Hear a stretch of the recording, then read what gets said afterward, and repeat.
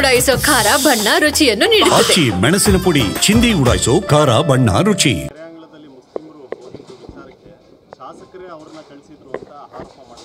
ಅದೇ ಬರೀ ಆರೋಪ ಮಾಡೋದಕ್ಕೇನ್ರಿ, ನನ್ನ ವಿಡಿಯೋ ನಿಮ್ಮ ಹತ್ರನೂ ಇದೆ. ನಾನು ಏನು ಹೇಳಿದ್ದೀನಿ, ತಮಿಳ್ ಕಾಲೋನಿಗೆ ಮನೆಯನ್ನು ಕಟ್ಟಿದ್ದೀವಿ, ತಮಿಳ್ ಕಾಲೋನಿಯವರು ಹೋಗ್ತಾ ಇಲ್ಲ. ಈಗ ಮನೆಯಲ್ಲಿ ಕಿಟಕಿ ಬಾಗಿಲುಗಳನ್ನ ಕಿತ್ಕೊಂಡು ಹೋಗ್ತಾಯಿದ್ದಾರೆ.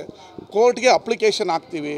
ಕೋರ್ಟಲ್ಲಿ ಆ ಮ್ಯಾಟ್ರು ಜುಡಿಷಿಯಲಲ್ಲಿ ಇರೋದ್ರಿಂದ ಕೋರ್ಟ್ ನೀವು ಯಾರಿಗೆ ಬೇಕಾದರೂ ಹಂಚ್ಬೋದು ಅಂತ ಪರ್ಮಿಷನ್ ಕೊಟ್ಟರೆ ಪಾರದರ್ಶಕವಾಗಿ ಎಲ್ಲ ಧರ್ಮದ ಎಲ್ಲ ಜಾತಿಯ ಜನಗಳ ಹತ್ರ ಅಪ್ಲಿಕೇಶನನ್ನು ಈಸ್ಕೊಂಡು ಯಾರಿಗೆ ಮಂಡ್ಯ ನಗರದಲ್ಲಿ ನಿವಾಸ ಇಲ್ಲವೋ ಅಂಥ ಎಲ್ಲ ಧರ್ಮದವ್ರಿಗೂ ಅವರ ಪಾರದರ್ಶಕ ವ್ಯಾಪ್ತಿ ಒಳಗಡೆ ಬರೋವಂಥವ್ರಿಗೆ ಹಂಚ್ತೀವಿ ಅಂತ ನಾನು ಭಾಷಣ ಮಾಡಿದ್ದೀನಿ. ಬಂದ ಕಡೆ ಹೋಗೋದ ಕಡೆ ಹೇಳಿದ್ದೀನಿ. ಈ ಮಬ್ಬು ಅಂತಾರೆ ಬಿ ಜೆ ಪಿಯವ್ರಿಗೆ. ಅವರು ಕಾಣದೆ ಕ್ರಿಶ್ಚಿಯನ್ನು ಮುಸ್ಲಿಮು, ಬೇರೇನೂ ಕಾಣಲ್ಲ. ಅರೆ ಯಾರೋ ಏನೋ ಮಾಡಿದ್ರೆ ಎಮ್ ಎಲ್ ಎ ಅದು ಕಾರಣ ಆಗ್ತಾರೆ.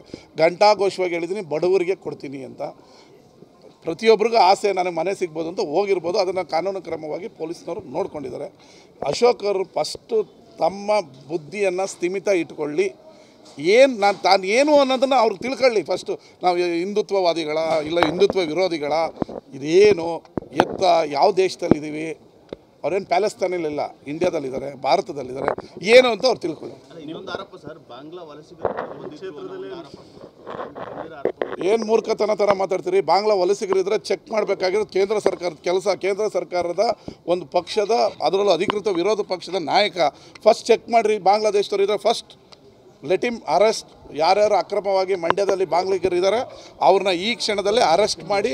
ನಾವು ಯಾವುದಕ್ಕೆ ಇಂಟರ್ಫರೆನ್ಸ್ ಇಲ್ಲ, ನಮಗೆ ಅದು ಬೇಕಾಗಿಲ್ಲ. ಗೌರ್ಮೆಂಟ್ ಆಫ್ ಇಂಡಿಯಾ ಈ ಕೂಡಲೇ ತನಿಖೆ ಮಾಡಬೇಕು. ಎಲ್ಲಿ ಬಾಂಗ್ಲಾದೇಶಿಗರ ಮಂಡ್ಯದಲ್ಲಿರಲಿ ಇಂಡಿಯಾದಲ್ಲಿರಲಿ ತನಿಖೆ ಮಾಡಿ ಹೊರಗಾಕ್ಲಿ ಈ ದೇಶದಿಂದ.